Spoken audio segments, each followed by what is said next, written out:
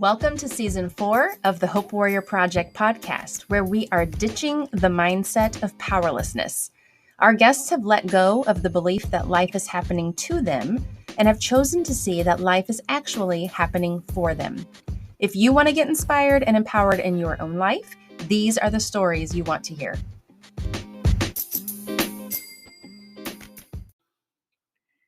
Our guest today is Dennis Mellen. Today, he is an author, coach, and speaker, but for 45 years, he flew planes and absolutely loved it. Notice that I said he flew planes and not that he was a pilot. We could argue that he was, but in this episode, we are going to focus on the power of purpose and how our purpose and who we are is never something that can be taken away. Which, if you are catching my drift, is exactly what happened in his story. On a beautiful day in 2008, Dennis was enjoying his career as an airline pilot. As he was flying over Seattle and taking in the beautiful views, he thought about how much he loved what he did and that it never felt like work. The next day, while mountain biking a difficult trail, he suffered a heart attack. And because he was in such a remote area that was not easily accessible to help, it is a miracle that he survived. Here is Stephanie's conversation with him about how he was able to pivot when he truly felt that being a pilot was his purpose, and it was abruptly and unfairly taken away. I will meet back up with you to go over some key takeaways that we can apply in our own unique experiences. Enjoy. Welcome back to the show, everyone. I am so excited to have Dennis with me here today. We met just a little over a month ago, and I heard a little bit about his story and wanted us to be able to bring that to you all. So Dennis, thank you so much for joining me today. Well, thanks, Stephanie. I really appreciate the opportunity. Great. So first of all, being a pilot must have been a really exciting career. I mean, I have to say, it's not for everyone, right? I still, at times when I'm, a passenger, I'm gripping the handles of the seat if we hit a little turbulence. So exciting and thrilling, I guess it must be to be a pilot. So what is it that you loved about that, and how long have you been flying?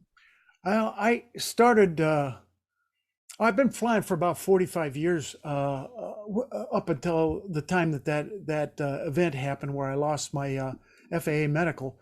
But it was one of those childhood dreams. Some kids think of, I want to be a doctor, or I want to be a Major League Baseball player. At age 10, I was at my father's Air Force base looking up at the airplanes flying overhead. I go, hey, that's pretty cool. Look at those guys up there. That's what I want to do when I grow up. And of course, I mentioned that my wife never feels like I've grown up anyway, so we've got to get beyond that. But from age 10, I had a singleness of purpose. I wanted to be a professional pilot and make a career out of it. And so that's what I set out to do.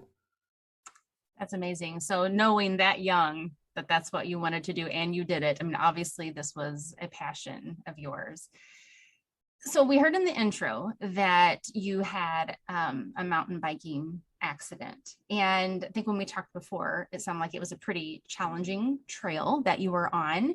So I'm assuming, you must have been a pretty, fit in shape person to, be doing this. And for you to just, to have the heart attack, this just kind of came out of nowhere. It was a shock. I mean, did you have any indications prior to that you had heart trouble, or? No, airline pilots get physicals every 6 months.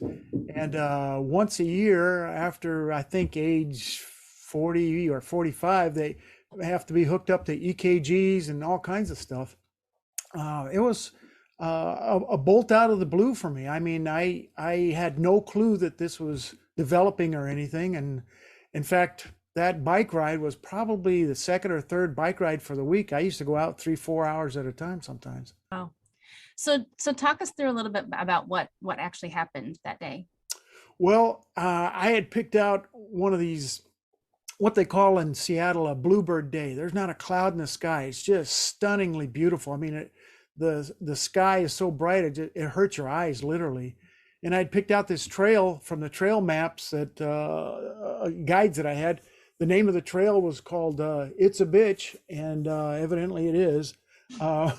It's described in the manual as a 500-foot climb within a mile, a series of switchbacks through trails. And what's fun is coming down the trails because it's like slalom skiing. Only I didn't quite make it up. I got about 2/3 of the way up, and I just wasn't feeling very good. So I said, well, I better stop and get a drink of water. And of course, I'm looking around because I don't want anybody see that I'm resting. I mean, I'm a he-man, nothing stops me. But the next thing I know, I'm laying down, and then I come to all fours and I projectile vomit the contents of my stomach from breakfast and everything. And then I remember going, what's going on? What's happening? And that's the last I remember. 3 days later, I'm sitting in the hospital, but I remember waking up with these bright lights in my eyes and going, God, am I being interrogated here or what? What did I do? And my brother's standing over me. He's got tears coming down his cheeks, and we lock eyes, and I just kind of look over at him and go, hey, butthead. And he starts laughing with tears coming. He says, you had us so scared. And he starts relating what had happened. And evidently 2 hikers came upon me. This is a pretty remote area. 2 hikers had come upon me and promptly called 911. And the EMTs humped up that same trail that I had just not failed to get to the top on, only they're carrying 100 pounds of equipment and a portable gurney. So obviously I'm not going to be able to hold an FAA Class 1 physical anymore, or any kind of FAA medical. So I couldn't fly anymore.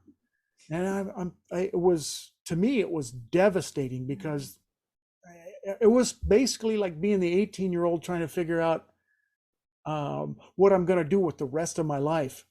18-year-olds are looking at what college, should I go into work? Should I go to a trade school? So I just, all those decisions. Well, since age 10, I'd only had a singleness of purpose. Now at age 56, hey, guess what? You get to start over. It's time for a do-over. And I didn't do too well for a few months there. I was pretty depressed. I was looking around, dabbling a little bit here and there, but I was devastated because I just didn't know what to do. I didn't know what God's purpose was for me anymore. Sure. Right. And yeah, I could see. I mean, I've not been a person that has known from the time I was little what I wanted to do, but if having that, like you said, singleness of focus your entire life up to this point, and then I'm guessing it kind of almost felt like just the rug got pulled out from underneath you, and now what? Well, it certainly wasn't going to be male hand modeling or senior modeling or something, so I really struggled. I started little bits at a time. Luckily, my wife connected me with a neighbor who had something similar, although he wasn't a pilot and he didn't lose his career. But he basically sat me down, and it was a hard talk, because he kept telling me or asking me, well, what are you going to do? What are you going to do? I mean, the option was, like we talked about, entering Geezerville, the Barker Lounger, cool drink, remote, and am I going to watch Oprah reruns or Sports Today? And that wasn't for me, because I was still a vibrant 56-year-old, if you can believe that. So Oh, I do believe that, definitely. Yeah. I mean, the fact that you're even doing these hard mountain biking trails, I can totally believe that. So it's interesting. You said he had this hard talk with you and asking you, what are you going to do? I mean, how did that hit you? And had you thought seriously about what you were going to do, or was there something about the way he was asking you that caused you to think differently? It was a very pointed question, and he kept asking it over and over. He'd listen to me, and I'd get into the complaint mode a little bit, thinking negatively, thinking about, oh, poor me or whatever. And he was snapping me right back with, so what are you going to do? You got a family and 4 boys. What are you going to do? And it really brought me back down to be in the moment, and started getting me to research more or to look harder. 2008 wasn't exactly the best time to be looking for a job. Right. It took some perseverance to find my new why, to find my new purpose, because I went through a series of aviation jobs. I had to shift. I had to find out what else I was going back to what the neighbor asked me, what are you going to do? What else excites you? So I got into the coaching, speaking, and leadership training. And it took, like I said, 4 or 5 years of just downright perseverance. Uh, think of the 18-year-old trying to figure out what career field they're going to go through. I did that at age 56. Yeah. So probably even tougher than the 18-year-old, because they know they have to do it. And I knew what I had, you know. Right.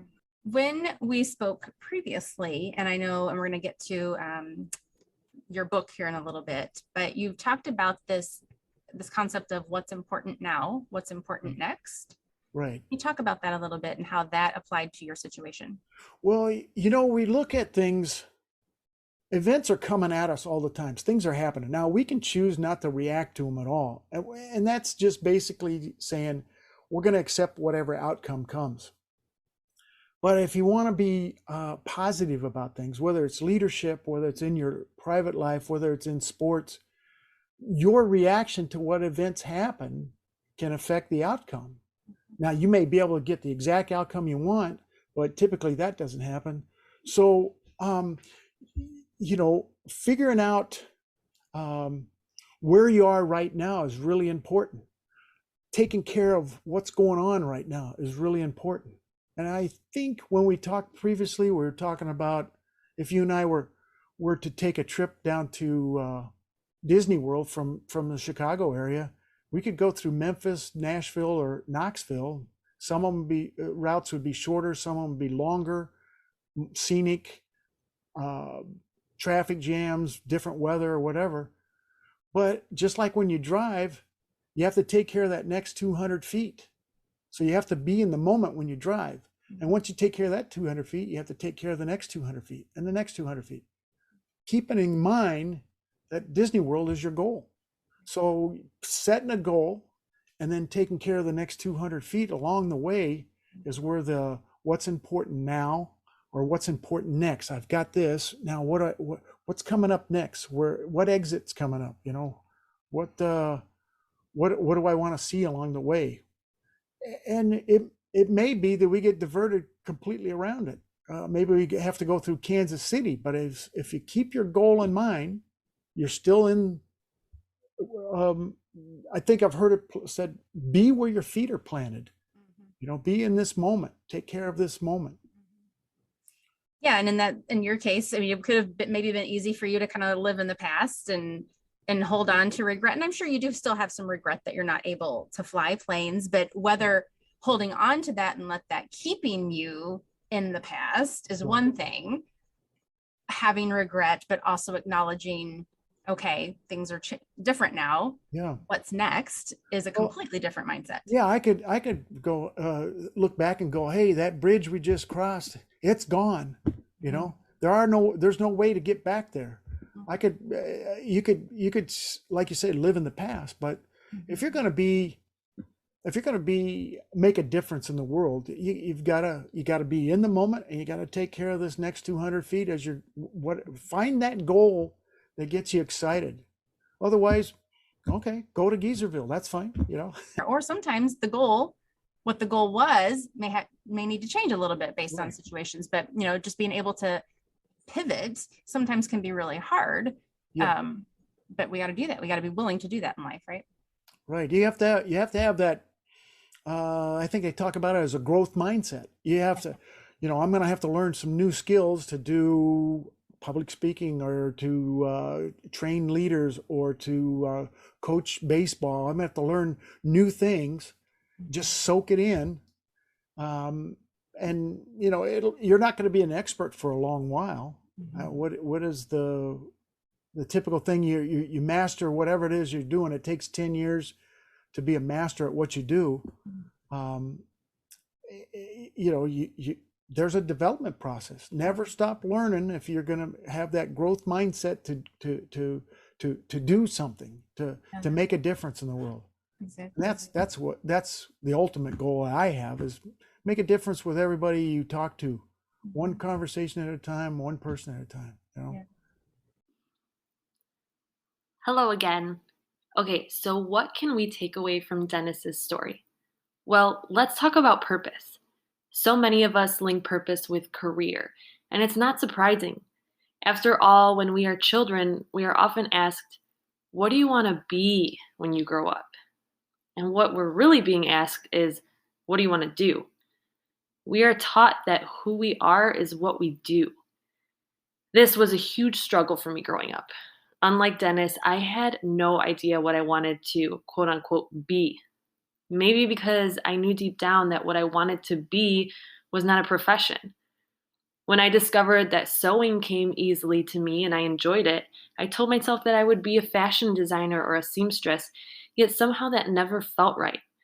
I always knew that it was not who I was, and I backed away from it because it didn't feel right. Dennis, on the other hand, was all in. He loved flying, and it was his life.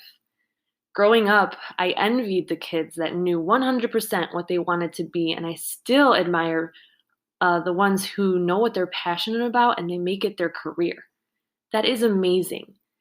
But what happens when we identify so heavily with something that we do, and all of a sudden something happens that keeps us from continuing to do it? What happens then? Many people experience this with COVID. The pandemic meant that so many people could not show up for work. And Stephanie and Dennis talk a little bit more about that in the second part of the interview. So, if your career is not your purpose, then what is? Well, I've been thinking a lot about this lately. And I honestly feel that when we really boil it down to the very core, we all share the same purpose. That purpose is love. We were created to love. However, we're all unique and we all experience love in unique ways. We're born as pure love. I currently have a 4-month-old and I see it in her. She is love. The confusion of this world has not affected her yet. However, as she grows up and starts to observe others, her mind will start to notice patterns and experience fear and become influenced, and she'll forget who she is. This makes me really sad, but the beautiful thing is that she gets to experience that amazing journey of remembering who she is, which is why Journey is her name. We see it a ton in iconic movies and stories, this journey back to the self, the true self. I believe that once we know that our purpose is love, we can take that journey within to explore how we give and receive love and how we can tap into that more and more. Dennis talks about an analogy of going to Disney World as an end goal and how we can all go to Disney World, but because we are all in a slightly different place, we need to take slightly different ways to get there. I believe that Disney World, or the goal, is unconditional love. The Bible says God is love, and I think that it's what we long for, to love and to be loved.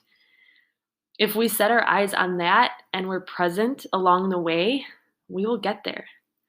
Speaking of presence, I have been learning a huge lesson in presence with training for the marathon, the Chicago Marathon. It has been an intense 4 months of training, and this is my biggest takeaway from the experience so far. If I focus on the total number of miles that I'm meant to run in the current run that I'm in, I become miserable. I doubt myself. I feel pain more intensely. I get angry, and all I can think about is quitting. If I set the goal, but focus on the present moment, on the other hand, the what is important now, and just keep going, it is a completely different experience. I feel confident. I feel pain, but it doesn't affect me in the same way, and I feel hopeful and excited. In life, it's so easy to get overwhelmed by the uncertainty of the future. If COVID has taught us anything, it is that nothing is certain. We need to focus on a purpose that is indestructible and be willing to pivot and adjust to meet whatever the world throws our way. Now let's get back to the interview where Dennis will share what he is up to now and how you can connect with him. The name of the book is Takes More Than Heart. Play on words there, I guess. You know, uh, changing the journey's challenges into opportunities. Every challenge is out there. You can. It's again. How can you affect it? Well, don't look at it as a challenge. Look at it as an opportunity. We have COVID that's happened. Live interviews, live talks. A lot of things have dried up. You can't do it. So you talked about it earlier. What are you going to pivot to, or are you going to just say, "Oh, I guess that's it. We're done." You know, a perfect example is my brother-in-law. He's a professional musician. He does lessons. He does gigs. All those dried up. Mm-hmm. So instead of sitting there going, "Oh, poor me, I don't have any," he pivoted, and I was over at his house one day, and he's giving music lessons over Zoom to 5 students over in Sweden. Now, how cool is that? Yes, very cool. I'm not limiting myself. Look at what I've done. I said that's perfect example of pivoting. So, and today you're doing some coaching, leadership training, coaching, right? Right. Yeah, that's my beabean .net is the web page. Mm-hmm. I'm a John Gordon Power of Positive Leadership trainer. And my tagline, the be a bean part, is we're in that roiling, boiling pot of water. That's the world, that's the business, that's sports. If you're a coffee bean, you've got experience. You've gone through the roasting and the grinding with all your experience. Now, if you jump in that roiling, boiling pot of water, you're not going to change the temperature, but you can change it into something useful. Gourmet coffee. So be a bean, transform your team from ordinary water into gourmet coffee is my tagline. And that comes from developing the culture where we can do we can do anything. Just give us some parameters, give us some resources, and we can do anything, because it may not be what we originally thought, but we're influencing that water. We're the bean that's influencing that water. I think that is the coolest analogy that I think I've heard for quite a while. I mean, we all love coffee, right? But yeah, I mean, it takes having that bean has to go in that hot water in order to make something good, right. And for us, we have to make that choice right. to be the bean, right? I mean, right. We're going to be in the hot water anyway. Like you said, that's just life is happening around us. Some things are out of our control. We can't necessarily help all that, but are we going to change the outcome of that? We've changed the outcome. It ain't ordinary water anymore. It's gourmet coffee. I mean, if you can get your team inspired in that boiling pot of water, you're gonna perform at levels neither your team nor you thought possible. And that's getting that culture where Stephanie and Dennis work on things, trying to create things, make things better, instead of oh, what about me? It becomes whatever it takes. Our goal, if it was Disney World, our goal is to get to Disney World. How are we going to do that? Well, you and I sit down and talk. How do you want to get there? What do we need? So. Very cool. Well, this has been really interesting. I don't think we've had a pilot on the show before. And so it's really interesting to hear about, how much you loved it and the excitement and the thrill, but then also how you were able to pivot and, persevere in a situation where it could have really taken you down. So, and I think that's very encouraging for people, especially maybe people who have been, later in life where they've feel like this is what they do. This is what I do. This is who I am. And then bam, something happens that changes that there is still that opportunity, that option to make that choice to look at a different perspective and find something that you can do to still enjoy life and give back and be fulfilled. It just may look different. So absolutely. Absolutely. Yeah. You gotta have hope. 100%. You can fear that future that's coming, or you can have faith that things are going to work out, and plug away at it. Be in the moment, have faith. But if that future hasn't happened, why would you pick fear? Why not have faith that you can get something done? Yes. Awesome. Yeah. Well, if somebody wanted to get your book or look at the training opportunities you have with Be a Bean, how would they go about finding that? Well, there's 2 web pages. The book web page is takesmorethanheart.com, and the book is also available. There's connections on there to Amazon and Friesen Press and all the usual vendors, but takesmorethanheart.com. And there's actually a trailer on there that my son's put together that has really gotten a lot of great feedback on, that kind of summarizes, or it's a teaser really. Mm-hmm. And then beabean.net is the business side, the leadership side, and it's got connections in there to a bunch of my presentations, some blogs, some about me and that type stuff. So beabean.net or takesmorethanheart.com. Awesome. Well, folks, you heard it here. Be a Bean. Go check out Dennis's book and his website. We'll add some more links there in our show notes if you would like to follow Dennis on social media. But this has been really great. Thank you so much for being my guest today and sharing your story of overcoming a situation that could have felt very powerless, and you found your power in looking at things differently. So thank you so much. Thanks so much, Stephanie. I've really enjoyed the conversation. It's a good backward and forth here. I loved it.